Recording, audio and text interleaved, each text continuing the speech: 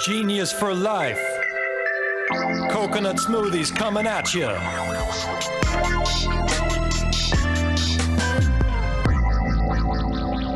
Hello there. Welcome to episode 111 or 111 of 15 Minutes of Genius. I'm your host, Alex Baer, CEO and founder of Genius Juice. We're here at our Manhattan Beach studio, not Manhattan, New York, but Manhattan Beach, California. We're doing it not live. It is taped, but we'd like to say it's live in a way, but not really. So big plug to our production guy, the king of the castle, the brains behind the operation, the Oz behind the curtain. Should I keep going or no? No, the Simba from Lion King, the king over there, Mark Nicholas. Mark at ManhattanBeachStudios.net. If you want to reach him, there he is. He's got so many monitors around him, you think he's trading stocks, but he's not. He's editing and doing production. All right, so make sure to reach out to him for all your needs, photos, videos. If you want to have your own podcast, he can do that for you. And it could be a way better show than this show. Okay, this is just for him. This is like warm up. This is an appetizer. He can do the main course for you. That's a good plug, right? I like that. All right, so our guest, without further ado, actually I do everything on LinkedIn here. His name is Jesse Merrill. He's the co-founder and CEO of Good Culture. A little bit about Good Culture. We believe, this is them talking, we believe that if you eat good things and surround yourself with good, you'll feel good. It's good branding, reinforcement there. Simple as that. Cottage cheese, but better, and also they have sour cream. I'll leave it at that. Jesse, how's it going? Hey, thanks for having me. Good to be here. Absolutely. I'm doing well. The number of books that you have on your shelf behind you are more books than I've ever read in my life. So... Yeah, I'm an avid reader. I try to read at least one a month. If I keep up with that, I feel good. Well, you know, it's kind of like if you don't read, you're not going to know English. And I want to quote from The Simpsons, which is, "Me fail English? That's impossible." All right, let's get into this, unless we want to do Simpsons and Family Guy quotes the whole time, but that's neither here nor there. So people don't want to see me doing that. They would turn this off. We want to hear your story, right? What's cool is actually one of our investors, Bruce Nierenberg. You know him, right? I think he's mentioned you. I know of Bruce. I don't know him personally. Okay, got it. So yeah, he has mentioned you. He knows you. It's pretty cool. It's a small world, close-knit circles. But anyway, so going into your story about good culture, that's doing good, it's good for you, probiotics, gut health. These are all things that when you started were really not at the forefront like it is today. So you kind of saw this coming, the wave kind of forming. Let's get into the story. Like what kind of convinced you to get into this space, into this category? Sour cream, cottage cheese, kind of a old industry, been around a long time. What really convinced you, this is where I need to go and I can do better? Yeah. So I was the head of marketing at Honest Tea for several years. I joined when they were a sub $10 million brand. We took them to roughly 75 million, sold to Coke, got to learn from Seth Goldman, amazing mentor, founder, CEO, how to build a purpose-led, mission-driven brand from the ground up. And that for me was really the inspiration to ultimately want to build my own purpose-led company. So post-sale, I joined forces with Anders Eisner, who is the son of Michael Eisner, the ex-CEO at Disney. And we came together on a venture called Activate Drinks, an enhanced water beverage. And we built that brand over the course of about 3.5 years and successfully sold that as well. And at that point in time, we started to look at other opportunities. And we knew we wanted to do something together. We knew that we had a great partnership, a great relationship, great friendship. And he pretty much challenged me to come back to him with some opportunity areas. And cottage cheese, for me, was something that was just such low-hanging fruit. It was a very sleepy, stagnant, yet sizable category, right? It's a $1.2 billion category that lacked innovation, right? Everything on shelf was loaded with additives, loaded with gums, loaded with thickeners. The packaging looked super dated. No one was really doing anything from a mission standpoint relative to the milk supply outside of a couple of organic brands. So they, the whole category was really missing the mark. And then I started to look at category data, and I saw that cottage cheese was actually bigger than yogurt in 1975, and then completely fell off due to lack of innovation. So being a marketer, it was just such a ripe, juicy opportunity area. And I couldn't wait to, kind of figure out how to sink my teeth into this space and make it more relevant to younger consumer segments. So that was the thesis. Anders and I talked about it. He loved the idea. He's a big cottage cheese user. My wife was actually a massive cottage cheese user. She used it quite a bit while she was pregnant, and went on to continue to consume it on a daily basis. And she really got it on my radar. And kind of as I got closer, more intimate with the product, I also realized that cottage cheese was an overlooked superfood. Cottage cheese has more protein, less sugar than a Greek yogurt. So it's this, super high protein, super low sugar, overlooked superfood that just isn't being presented in the right way. So we came together, we decided to launch it. We launched in 2015 at Expo West in March of 2015. And that was really our coming out party. We kind of, got ready. It was a scramble. That was our first real test in front of buyers to get a sense of whether or not folks were going to respond to the concept the way we were responding to the opportunity. And it was a tremendous show. We walked out of that show with 55 stores in the SoPac region of Whole Foods and all of Sprouts. So it was this amazing show that definitely resonated with customers. People were running to our booth. They had our booth number written on their hand in black Sharpie, and they were approaching us, with comments like, "Wow, we heard that someone's doing something relevant with cottage cheese. That's awesome." And at this point in time, yogurt was starting to plateau or dip, and so customers were really looking for another portable protein opportunity or option for their set.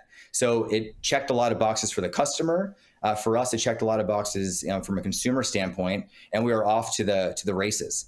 One other thing that I will add, or two other things that I'll add, is it's kind of inspiration around this idea. I talked a lot about the business opportunity and the product opportunity, but there was two things that kind of happened to me. One thing, I was diagnosed with an autoimmune condition called ulcerative colitis, right as I was getting going in this idea. And what ulcerative colitis is it's a autoimmune condition where your immune system's effectively attacking itself unnecessarily, and it creates all this unnecessary inflammation in your body. And that led to a host of horrible symptoms where I couldn't eat, I couldn't drink, I couldn't work, I wasn't absorbing nutrition, I lost a bunch of weight. And my doctor told me that this was a chronic condition and that I would need to live on steroids for the rest of my life. And that was absolutely something that I pushed back on. I did not want to live on steroids. I believed in food as medicine. And I found an integrative doctor that also believed that I could heal myself through food. And so I got onto this highly, highly restrictive diet where I ate nothing other than animal protein, cultured dairy, mostly cottage cheese, fruits, and cooked vegetables, no nightshades. And that was it. So I cut out grain, I cut out seeds, I cut out nuts, I cut out alcohol. It was a very restricted, highly restrictive diet. And after about 6 weeks on that diet, all of my symptoms completely went away. Started to feel strong, started to gain weight, started to feel better than I probably did pre ulcerative colitis, and continued on with this diet. And each year I had to get tested because I was in a very high risk category. So each year I had to get tested, and I would have a colonoscopy. They would test my inflammation levels. And after year 1, my inflammation levels had come down considerably. Year 2, my inflammation levels had returned to a normal level. And by year 3, there was no sign whatsoever of the disease. They did a biopsy. The pathology came back, and the disease was gone. And so the doctor looked at me and said, "I don't know what the hell you did, but it worked. And keep on doing it. I'll see you in 10 years. And so that for me, really became the inspiration for wanting to build not just a cottage cheese company and not just a, cottage cheese sour cream company, and maybe not even a cultured dairy company, but really a healing cultured foods platform. And so that's the path that we are on now. We started with cottage cheese. We've had tremendous success. And we are now moving into sour cream, and we're seeing great signs of early traction there. but we have, a bold vision to continue to go into other adjacent categories, in addition to other cultured food categories that could potentially play outside of cultured dairy as well. The last thing that I'll say is on the dairy side. The other thing that really drove a lot of the mission behind what we're doing is that I found that the majority of U.S. dairy cows are confined. And that was something that I was not okay with. It broke my heart. And I wanted to change the food system and looked into ways to do that. And we started with a small co-op that had a great organic milk supply, and they had a pasture-raised conventional milk supply. But as we scaled the business, we realized that it was quite hard to maintain that pasture-raised conventional milk supply. And if we wanted to continue to grow and maintain that milk supply, we had to actually create it. So we partnered with DFA, the largest dairy co-op in the country, and we now have a Path to Pasture program with them where we're actually transitioning conventional farms to regenerative ag farms with a focus on plant grazing. So, so the food is medicine piece and changing the food system through regenerative ag, soil health, better animal welfare standards, et cetera, is really, the driving force behind kind of everything that we do at Good Culture. Wow. It's a lot. It's an amazing story that you're sharing here between how you really healed, right? Healed from through food, let food be thy medicine and medicine be thy food. And also making a difference on the supply chain and where you get it from, and also leaving less of a carbon footprint. So I think this is all an amazing story. And I have to congratulate you. And this is not meant, maybe in kind of a funny way, but based on the story and how captivating it is and was, and I just didn't want to interrupt you, but you probably had the longest uninterrupted story sharing session in the history of 15 minutes of Genius. I was looking at my phone. I think we started it at like 5:59. This is at night here when we film it, and it was 6:07 when you finished. So wow, yeah, and it's cool. Yeah. I mean, feel free to cut me off next time. No, I didn't want to, because I knew, with all the thousands of views we get on this, it's an amazing story, and ultimately people identify with it. That's why I was listening, because I went through a lot of digestive issues. I use food to really heal. I would have turmeric, apple cider, black cumin seed oil, flaxseed oil shots that tasted absolutely disgusting, but it was really good for my gut, and I feel really good, and it gives me a ton of energy, and I can live a normal life. When things are not going right in your gut, everything is wrong. It's like the second brain, they call it. When your gut is not good, you can't think straight. It zaps your energy. This is your universe all here, and gut health has become so paramount. So let's get into the product. Okay, so with it and the taste, kind of the flavor, the texture, what really differentiates you away from all the other cottage cheeses that are there? It has less junk in it. I got that pretty loud and clear. What is the taste profile? What is the texture? What's kind of what is it like? Sure. Yeah. So I'm glad you brought that up, because that was another huge part of the disruption when we first launched. We did a bunch of consumer research, and we continue to hear from consumers that one of the big barriers to cottage cheese was texture. It was either too soupy, it was too slimy, it was too chunky. There was always some kind of textural barrier. So we knew that we needed to create something that was closer to a yogurt, that was thicker, that was creamier, that didn't have separation, that wasn't soupy, et cetera. And so we put a ton of work into developing a proprietary recipe that does eat a lot more like a yogurt. So if you take one of our cups of cottage cheese and tip it upside down, nothing should pour out. And that is generally not what happens with a standard cup of cottage cheese. So we are highly differentiated from a texture, mouthfeel standpoint. Our flavor is also a lot better. Most cottage cheese brands on shelf are a bit dull or flat. We think we have a lot of oomph to our flavor, a lot of texture to our flavor. And so we definitely stand apart from mouthfeel and flavor, in addition to everything that I mentioned at the start, being clean label, being purpose-led from a milk supply standpoint. We also disrupted from a format standpoint. We launched with single serve, and we launched with fruit on the bottom flavors. which at the time that we launched was quite rare. There was like, maybe one other player that was doing single serve fruit on the bottom. So that was also disruptive from a format occasion standpoint as we drove an on the go occasion. And now we have single serve and we have multi-serve, and multi-serve today is really the engine. Folks enjoy the single serve. It's a healthy part of the business, but they also really love to buy big tubs of plain cottage cheese and make their own recipes at home, add their own stuff to it, right? They like to chop in fruit, add nuts, add seeds, drizzle honey on, add peanut butter, whatever. So it's, so there's several places where we really do disrupt versus the competition, but definitely texture and flavor is a big part of it. This is going to sound like a really dumb question, which is ironic based on the name of the show and our brand here. But I haven't had cottage cheese in years. So, but what's interesting, like, I'm probably a segment of the market where I've been so turned off by there's like a cottage cheese that's like kind of a pink label. It starts with K. I can't remember what it's called. Yep. But it's disgusting. I'm just going to come out and say it. The texture is disgusting. Right. It could be soupy. It could be chunky. I hate the texture. Yep. I didn't like the taste. I think I had it at a get together or a party once, and I left the party just because of the cottage cheese. It wasn't the people. People were cool. Right. That's how turned off I was by cottage cheese. And then you're coming in with just a better product.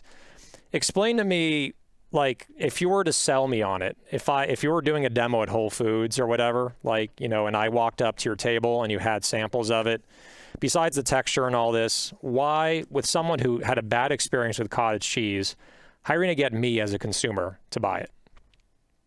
Yeah. So what we hear from a lot of our consumers is that they don't like cottage cheese. We've heard that they don't like cottage cheese. They haven't shopped the category in years, but they actually elevate good culture above the category. They heard about the brand from a friend, or they tried it at a demo, or they got a coupon or whatever, and they decided to give it a shot.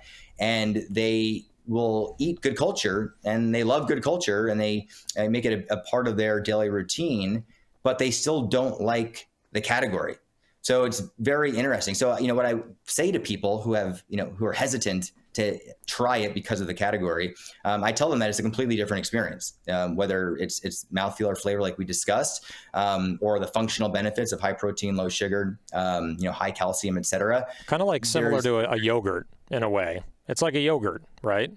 Yeah, but what we'll say is there's more protein and less sugar than a Greek yogurt, right? So there's it is a superfood, as I mentioned. We consider it an overlooked superfood, nutrient-dense superfood. Mm-hmm. And so I think that's generally, when people hear that, it's intriguing. And when they hear that the taste experience is radically different than what they're used to, it is also intriguing. There's curiosity, and they give it a shot. And once they try it, they generally love it, and they come back, and the repeat's super high. The loyalty is super high. There's a big word of mouth component.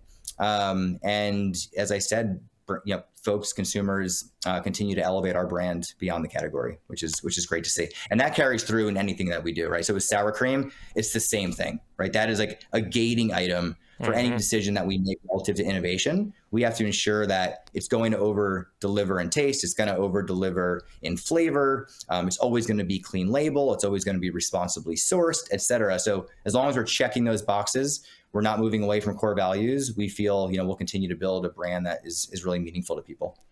Yeah. And essentially the people have spoken, right? With your success, the adoption of the brand and the product, it seems to be working. It's almost like I was kind of thinking to myself as you're talking, we had Chris Kirby from Ithaca Hummus on here.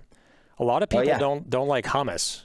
They maybe it's, it can be kind of, the olive oil can separate.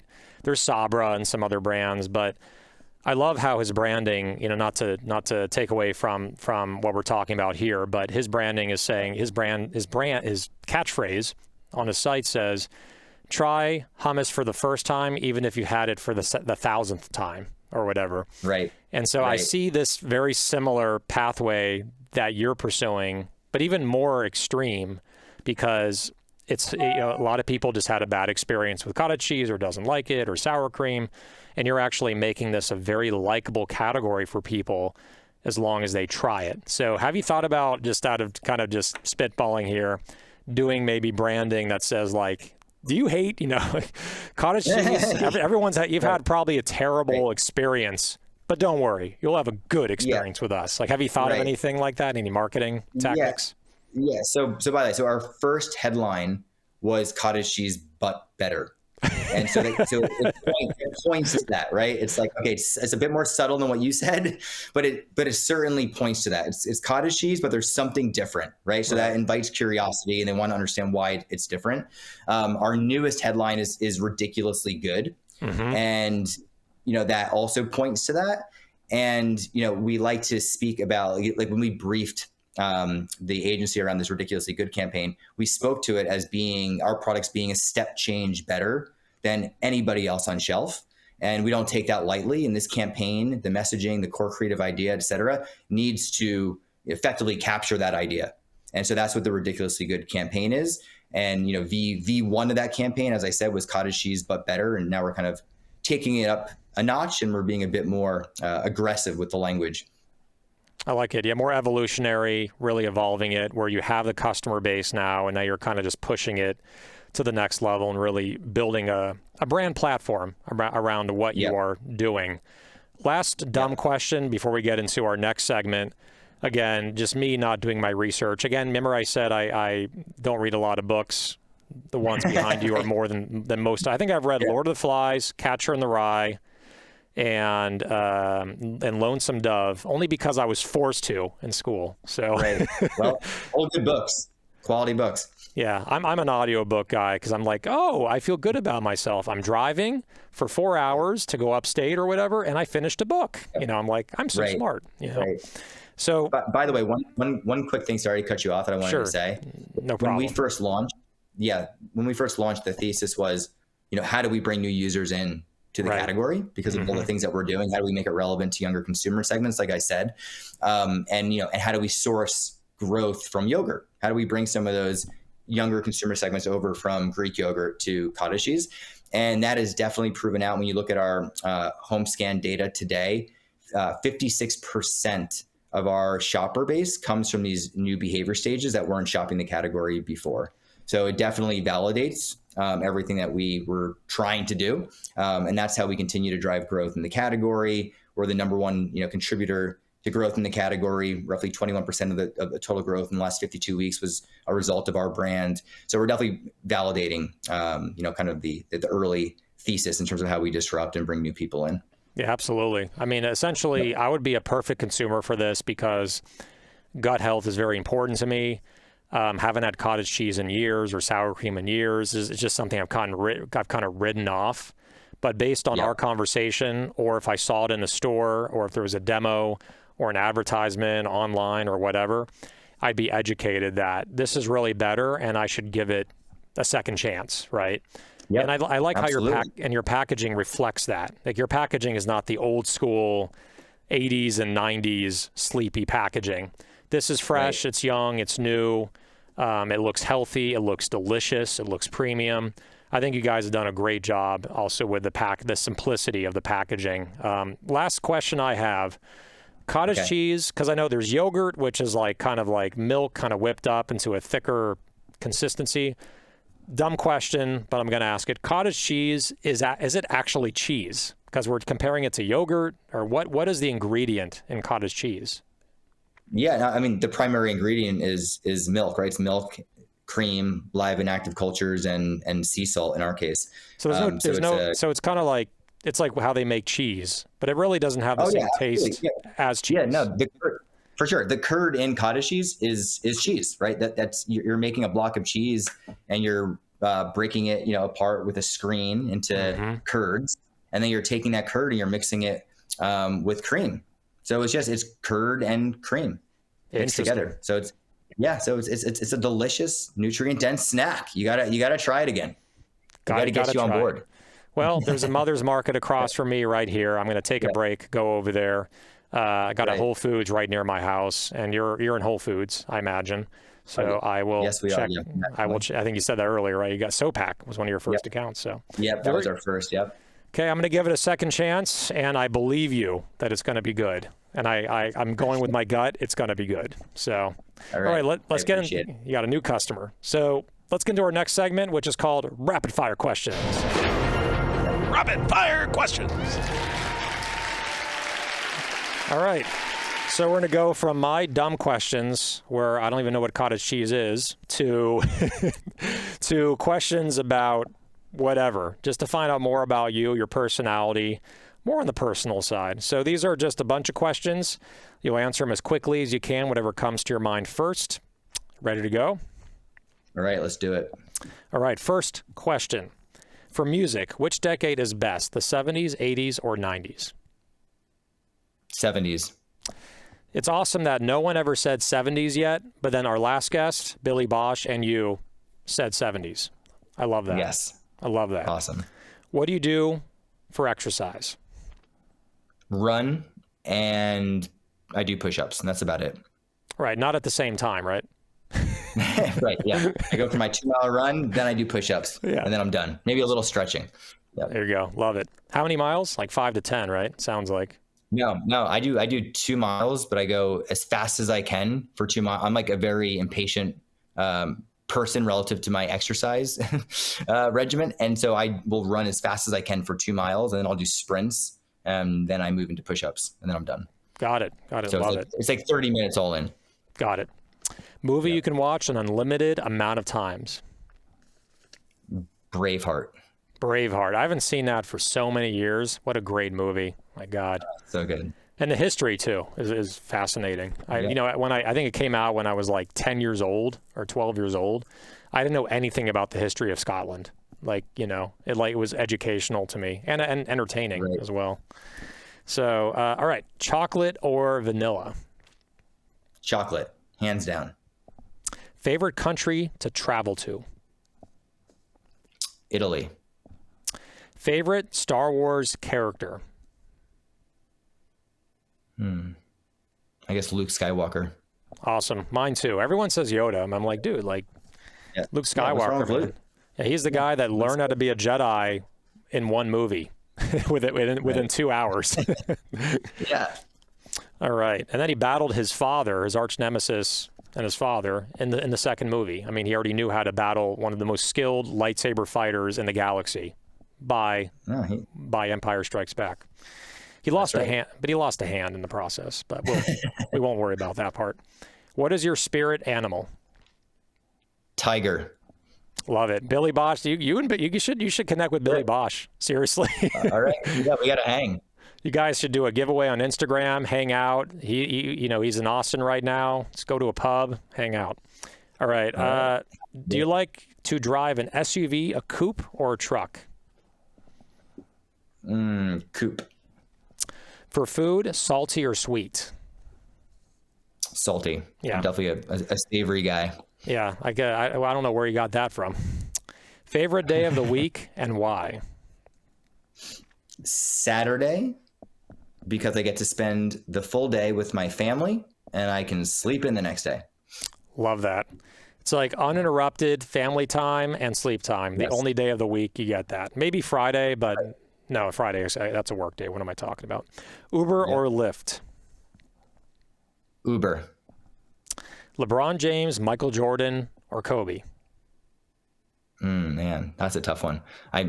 Michael Jordan, but obviously huge fans of Kobe and LeBron. But yeah, I'll go Michael Jordan. Love it. Terminator 1 or Terminator 2? Terminator 1, definitely. Terminator 1, same thing as Billy. Yep. Everyone says the 90s. Everyone, what was the second thing? Everyone says the 90s for music. Everyone says Terminator 2 for movies. Very few people say Tiger for whatever reason. All three of those, you and Billy, both said the same thing. Wow. All right, we got to hang out. Favorite food or drink? If you're stuck on a deserted island, you cannot say Good Culture and you cannot say Genius Juice. Coconut water. Right? Coconut water. Yeah. Love it. Right? Straight from the coconut, which it's on an island. That makes sense. Cool. Right. All right. Well, that is for sure. That is rapid fire questions with Jesse Merrill, CEO, co-founder, Good Culture.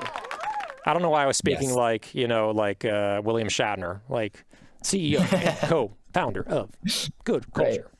All right. So, yeah, man, thanks for joining us. What is, before we go out, I've never actually even asked this. What's your favorite quote or phrase that you want to share with us before we end the episode? Be yourself. Everyone else is taken. Oscar Wilde. Love that one. That's yep. And I actually saw his gravesite in Paris. Oh, really? Random fact. That's cool. Yeah. He's in the same, cool. he's in the same cemetery as Jim Morrison in Paris. Oh, that's right. Okay. Yeah. So I probably saw it too. 'Cause I saw Jim Morrison's grave back in the day when I was traveling abroad. So I probably passed it or missed it or saw it and I forgot about it. But yeah, that's a great quote. I think, really it drives the way I show up as a leader, because it's very easy, right, to get caught up in trying to be something that you're not, trying to be a leader that inspires you. But at the end of the day, if you're just yourself, it makes life so much easier, and you generally become a better leader as a result, because you're authentic in your approach, and people generally respond to that. Exactly. Very well said. Very well said. All right, my friend. Well, Jesse, thank you for joining us in episode 111. Have a wonderful night, and again, congratulations on all your success. Great. Thanks so much for having me. Have a great night. You too. Take care, man. All right, so that is episode 111, 15 Minutes of Genius. I'm going to keep talking like William Shatner here. So one last plug for Mark Nicholas, Mark N. AmadonBeatStudios.net. Right down here. Now I'm turning into a robot. One last thing. Stay robotic. Be yourself. Everyone else is taken. Stay genius, my friends. Genius for life. Coconut smoothies coming at you.